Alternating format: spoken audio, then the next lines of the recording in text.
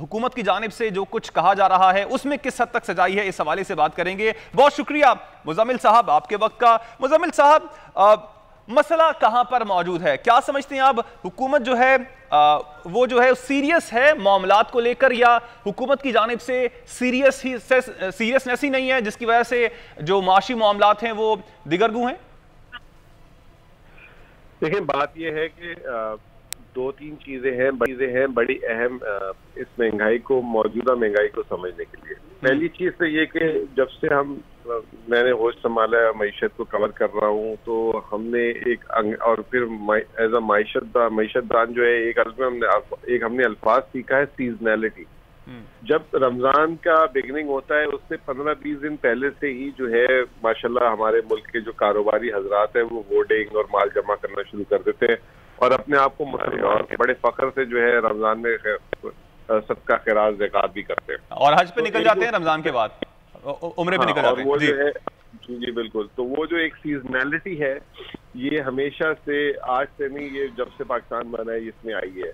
पहली चीज तो ये। दूसरी चीज ये कि अभी इत्तेफाक की बात है कि मैं दोपहर को इंटरनेशनल मार्केट्स चेक कर रहा था, कमोडिटी प्राइसेस की। आपको याद होगा कि पिछले साल कोविड आया, कोविड के बाद पूरी इंटरनेशनली सप्लाई डिस्ट्रप्शन हो गई।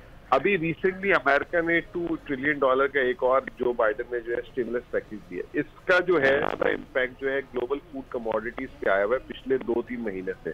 शुगर ऑल टाइम अभी हाई पे चली गई है, व्हीट बहुत तेज हुई हुई है, सोयाबीन ऑयल बहुत तेज हुआ हुआ है। You name the commodity, even the buffalo meet वगैरह, ये भी जो है अपने हाई पे चले गए हुए हैं। तो एक ये ग्लोबल जो है कि फूड क्राइसिस जो है शुरू हुआ है। अभी आपने अपने इब्तदाइये में बताया कि आटे की 20 किलो का थैला 26 रुपए कुछ पैसे बढ़ा है।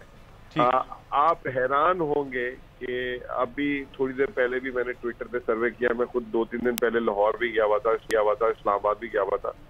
पाकिस्तान की इस साल हाईएस्ट एवर गंदम की प्रोडक्शन हो रही है, हाईएस्ट एवर। इससे पहले कभी भी पाकिस्तान ने 28.5-29 मिलियन टन पैदा नहीं की थी।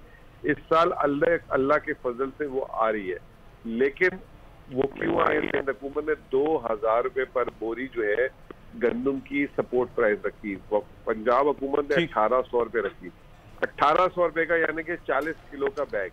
अब आप मुझे बताएं कि अगर सिर्फ गंदम जो है 45 रुपए किलो फार्मर बेचेगा तो वो फिर वो आटा बनते बनते तक तो 60 रुपए किलो होनी है। बिल्कुल। तो ये इसमें दो चीजें थी, या आप कीमत कम रखें, कीमत मुज़म्मिल साहब मैं चाहूंगा कि मजीद बात करूं, लेकिन जो आपने बहुत से सवालात उठाए हैं वो मैं चाहूंगा कि पाकिस्तान तहरीक इंसाफ के रहनुमा फिरदौस शमीम नकवी भी हमारे साथ मौजूद हैं, उनके सामने ये सवालात रखे जाएं। बहुत शुक्रिया फिरदौस साहब आपके वक्त का।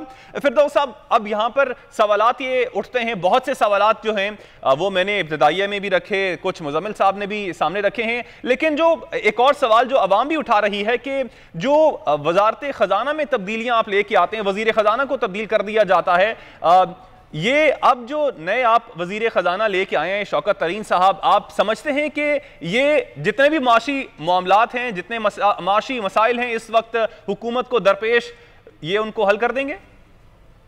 बिस्मिल्लाहिर्रहमानिर्रहीम। पहली चीज तो मुझे मुज़म्मिल साहब की आवाज ही नहीं सुनाई थी। तो मैं उससे कासिर रहा हूं कि आपने उनसे क्या सवाल पूछे और क्या जवाब आए। जहां तक आपके इस सवाल का ताल्लुक है, पाकिस्तान तहरीक इंसाफ का जो कप्तान है उनका नाम इमरान खान है।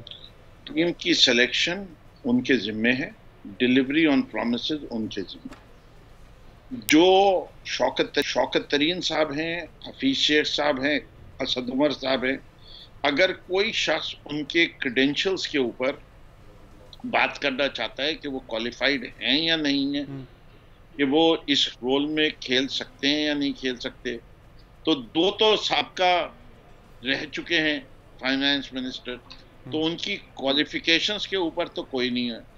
एक असद उमर साहब के बारे में जो है वो एंग्रो के चीफ रह चुके हैं, और एंग्रो को जिस तरीके से उन्होंने तरक्की दी, उनके भी क्रेडेंशियल जो हैं वो डाउट नहीं किए जा सकते।